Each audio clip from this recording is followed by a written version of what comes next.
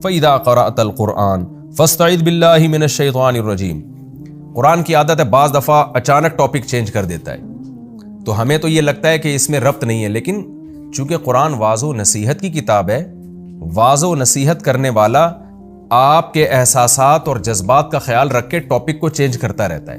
اس کی مثال ایسے ہے جیسے ایک باپ اپنے بیٹے کو سمجھا رہا ہو اور درمیان میں وہ ضرورت محسوس کرے کہ میرا ٹاپک تو یہ چل رہا ہے لیکن ضرورت اس بات کی ابھی اس کو اس پہ تنبیہ کی جائے، تو فوراً ٹاپک چینج کر کے اس پہ تنبیہ کر دیتا ہے۔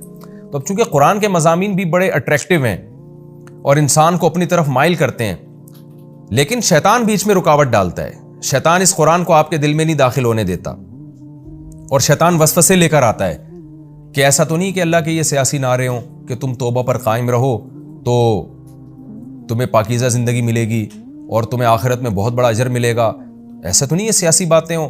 ابھی مزے کی جو زندگی، عیاشی والی زندگی جو گناہگار لوگ گزار رہے ہیں، پتہ چلا مجھ سے بھی محروم ہو گئے اور دنیا بھی مصیبت اور آخرت نہ نکلی تو کیا ہوگا ہمارا؟ تو یہ وسوسے شیطان کے آتے ہیں۔ اس لیے قرآن کہتا ہے فَإِذَا قَرَأْتَ الْقُرْآنَ، اے مخاطب جب تو قرآن کی قرات کیا کر، فَاسْتَعِذْ بِاللَّهِ، تو اللہ کے ذریعے پناہ مانگا کر، مِنَ الشَّيْطَانِ الرَّجِيمِ، شیطان مردود سے۔ یہ پناہ دل سے مانگنا واجب ہے، زبان سے مانگنا مستحب ہے۔ یعنی دل سے مانگنے کا مطلب کیا کہ جب آپ تلاوت کریں یا کوئی بھی اچھا عمل کریں تو ایک اللہ پر اعتماد اور توکل ہونا چاہیے۔ وہ توکل کیا ہے کہ اللہ میں تیری پناہ میں آ رہا ہوں، تو مجھے بچائے گا تو میں شیطان کے شر سے بچوں گا، تو نہیں بچائے گا تو نہیں بچوں گا۔ تو استعاذہ دل سے، فاستعیذ باللہ، اللہ کی پناہ میں آؤ، یعنی اللہ سے پناہ طلب کرو۔ تو یہ دل سے پناہ ہر اچھے کام میں، صرف قرآن میں نہیں، ہر اچھے کام میں اللہ تعالیٰ کی پناہ میں آنے کی کوشش کرنا اور شیطان کے شر سے بچنے کی کوشش کرنا، یہ دل سے تو واجب ہے اور زبان سے اس کا اظہار کرنا یہ مستحب ہے۔ تبھی تقریباً امت کا اجماع ہے کہ قرآن مجید کی تلاوت سے پہلے جب آپ تلاوت شروع کریں تو اعوذ باللہ من الشیطان الرجیم پڑھنا یہ مستحب عمل ہے، بہتر عمل ہے، سنت عمل ہے، تاکہ زبان سے بھی ہم اللہ کی پناہ میں آ جائیں دعا مانگ کے۔ ورنہ اس کا مطلب، اصل جو آیت ہے وہ اس کا مطلب ہے کہ اللہ کی پناہ میں آپ آؤ، اور اللہ کی پناہ میں کیسے آئیں گے؟ اللہ پہ اعتماد کر کے، اللہ پہ توکل کر کے، اور اس کا ایک ذریعہ اللہ سے دعا مانگنا بھی ہے۔ تو دعا مانگ کے بھی ہم اللہ کی پناہ میں آ سکتے ہیں، اور دعا کیسے؟ اعوذ باللہ من الشیطان الرجیم۔ تو قرآن کی تلاوت سے پہلے بسم اللہ پڑھنا بھی سنت ہے اور اعوذ باللہ پڑھنا بھی سنت ہے۔ اور اس میں شرعی مسئلہ یہ ہے کہ جب آپ بالکل قرآن مجید کی تلاوت کی ابتدا کر رہے ہیں، یعنی آپ کہیں کام سے فارغ ہو کر بیٹھے اب قرآن پڑھ رہے ہیں، تو اعوذ باللہ بھی پڑھیں، بسم اللہ بھی پڑھیں۔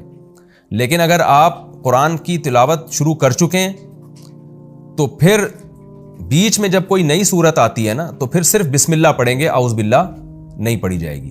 اسی وجہ سے مسئلہ بیان کیا جاتا ہے کہ جب آپ نماز شروع کرتے ہیں نا تو تکبیر تحریمہ کہہ کے آپ ثنا پڑھتے ہیں، ثنا کے بعد پھر کیونکہ اب بالکل تلاوت کی ابتدا ہو رہی ہے تو یہاں اعوذ باللہ من الشیطان الرجیم، بسم اللہ الرحمن الرحیم، پھر سورہ فاتحہ شروع کریں۔ آپ اگلی رکعت میں صرف بسم اللہ پڑھ کے سورہ فاتحہ شروع کریں، وجہ اس کی ہے کہ پہلی رکعت میں قرآن کی ابتدا آپ کر چکے ہیں۔ تو یہ ایک شرعی مسئلہ ہے، اسی آیت کی روشنی میں فقہاء نے بیان کیا ہے کہ فَإِذَا قَرَأْتَ الْقُرْآنَ، جب آپ قرآن کی قرات کریں، فَاسْتَعِذْ بِاللَّهِ مِنَ الشَّيْطَانِ الرَّجِيمِ، تو اللہ کی پناہ میں آیا کریں شیطان مردود سے، تاکہ قرآن کے جو مضامین سے آپ کو موٹیویشن مل رہی ہے، آپ کے نظریے ٹھیک ہو رہے ہیں، شیطان اس کو غلط رخ پہ لے جانے کی کوشش نہ کرے۔ إِنَّهُ لَيْسَ لَهُ سُلْطَانٌ عَلَى الَّذِينَ آمَنُوا، آگے اللہ نے بتا دیا شیطان کا کوئی زور نہیں ہے ان لوگوں پر جو اللہ پر ایمان رکھتے ہیں، یعنی پختہ ایمان رکھتے ہیں، وَعَلَىٰ رَبِّهِمْ يَتَوَكَّلُونَ، اور اپنے رب پر اعتماد اور توکل کرتے ہیں۔ یعنی کام میں جب لگ جائے نا آپ، جو اللہ اس کے رسول نے آرڈر دیا ہے، آپ اللہ پہ اعتماد کر کے اس میں لگ جائیں تو پھر شیطان آپ کا کچھ نہیں بگاڑ سکتا۔ جو شیطان کو لفٹ کراتے ہیں، شیطان کی طرف توجہ دیتے ہیں، ان کو شیطان بہکاتا ہے۔ اس لیے علماء نے لکھا ہے کہ وسوسے کا بہترین علاج یہ ہے کہ وسوسے کی فکر ہی نہ کی جائے، وسوسوں کی طرف توجہ ہی نہ دی جائے۔ بعض دفعہ شیطان آ کے وسوسے ڈالتا ہے کہ پتہ نہیں یہ کتاب اللہ کی کتاب ہے یا نہیں، جنت ہے یا نہیں، جہنم ہے یا نہیں، اس طرح کے نا اسلام کے بارے میں، اللہ کے بارے میں الٹی الٹی باتیں دماغ میں ڈال رہا ہوتا ہے۔ اس کا بہترین حل یہ ہے کہ ان چیزوں پہ آپ اگنور کر دیں، اس کو جو وسوسے آ رہے ہیں آنے دیں، اس کو لفٹ نہ کرائیں۔ آپ بولیں بھائی مجھے اللہ اور اس کے رسول نے جو حکم دیا میں اس حکم کو فالو کروں گا، بس آپ اس حکم کو فالو کریں، یہ وسوسے خود ہی ختم ہو جائیں گے۔ اس کی مثال ایسے ہے جیسے ایک بادشاہ نے آپ کو حکم دیا یا آپ کے باس نے آپ کو حکم دیا کہ آپ یہ چیک کیش کرا کے لے آؤ۔ اب آپ کہہ رہے ہو پتہ نہیں یہ باس نے مجھے حکم دیا ہے کہ نہیں دیا، ایسا تو نہیں میں خواب دیکھ رہا تھا اور باس نے خواب میں آ کے مجھے بتایا ہو، جاگتی حالت نہ ہو، ایسا تو نہیں باس نے جو چیک کیش کرانے کا حکم دیا ہو تو وہ بولا کچھ اور ہو، سمجھا میں کچھ اور ہوں۔ کچھ اور سمجھ رہا ہوں، ایسے وسوسے آئیں آپ کو ٹینشن دیں اور آپ بیٹھ کے سوچنا شروع کر دو تو پاگل ہو جاؤ گے. بھائی آپ کو جو آرڈر دیا جا رہا ہے آپ وہ پورا کرو. تو آپ کیا کرو گے؟ آپ چیک لے کے جاؤ گے، بینک میں کیش کرا کے لاؤ گے، رقم اٹھا کے اپنے باس کے ہاتھ میں پکڑا دو گے. تو اگر آپ کنٹینیوس کام میں لگ گئے نا تو یہ وسوسے آنا آٹومیٹیکلی ختم. تو اسلام کا بھی یہی حکم ہے. اللہ میاں نے حکم دیا وضو کرو، اب وہمیوں کو وہم ہونا شروع ہو جاتا ہے، پتہ نہیں میں نے 3 دفعہ کیا ہے یا 4 دفعہ کیا ہے، پتہ نہیں میرے بال خوش تو نہیں رہ گیا. تو بھئی آپ اللہ کے آرڈر کو پورا کرو، ہاتھ دھو، 3 دفعہ کلی کرو، 3 دفعہ ناک میں پانی ڈالو، 3 دفعہ چہرے کو دھو لو. پھر اگر جو بھی خیال آتا رہے بال تو نہیں سوکھا رہ گیا، اس کو اگنور کر دو. بھائی مجھے اللہ نے 3 دفعہ منہ دھونے کا حکم دیا، میں 3 دفعہ دھوں گا، 3 دفعہ بازو دھوں گا، نماز میں کھڑا ہو جاؤں گا، سورہ فاتحہ پڑھوں گا، بسم اللہ پڑھ کے سورہ شروع کروں گا. اس میں تجوید کی کچھ اگر غلطیاں ہو بھی جاتی ہیں تو معاف ہیں وہ. اس میں ہا کو اتنا وہمی لوگ جیسے نکال رہے ہوتے ہیں اور اتنا ٹینشن میں جا رہے ہوتے ہیں، یہ ٹینشن ناجائز ہے، حرام ہے، اس پہ ثواب نہیں ملے گا آپ کو. تو ایک پراپر وے میں آپ پڑھیں اور پھر سلام پھیر کے نماز ختم کر دیں، اللہ کے حکم کو پورا کر دیں.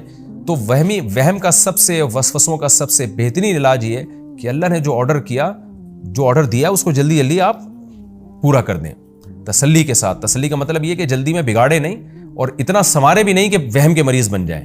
جو آرڈر دیا اس کو پورا کرتے چلے جائیں اور شیطان کی طرف دھیان نہ دیں آپ. تو یہ جو الٹے سیدھے وسوسے جنت کے بارے میں، اللہ کے بارے میں، رسول کے بارے میں آتے ہیں، یہ خود بخود غائب ہو جائیں گے. تو اللہ فرماتے ہیں انہ لیس لہ سلطان علی الذین آمنوا وعلی ربہم یتوکلون. جو اپنے رب پہ توکل کرتے ہیں شیطان کو ان پہ زور نہیں چلتا. توکل میں یہ بھی ہے کہ شیطان گناہ کرواتا ہے نا. جب آپ اللہ پہ اعتماد کرتے ہیں کہ بھئی رزق اللہ کے ہاتھ میں، خواہشات پوری کرنا اللہ کے ہاتھ میں، تو بھی شیطان کا زور نہیں چلتا. انما سلطانہ علی الذین یتولونہ.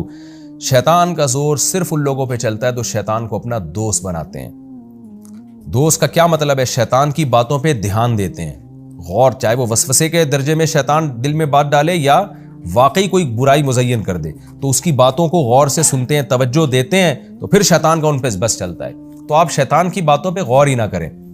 اللہ رسول نے جیسے جیسے کہہ دیا کرتے چلے جائیں. اللہ اس کے رسول نے حکم دیا اس برائی سے بچو. اب دیکھو نشے سے بچنے کا حکم دیا نا، لیکن شیطان نشے والے کے دل میں کیا وسوسہ ڈالتا ہے. بھائی ایک دفعہ پی لینے میں کیا جا رہا ہے، ایک دفعہ ریلیکس ہونے میں کیا جا رہا ہے، بعد میں توبہ کر لینا، اس طرح کی چیزیں.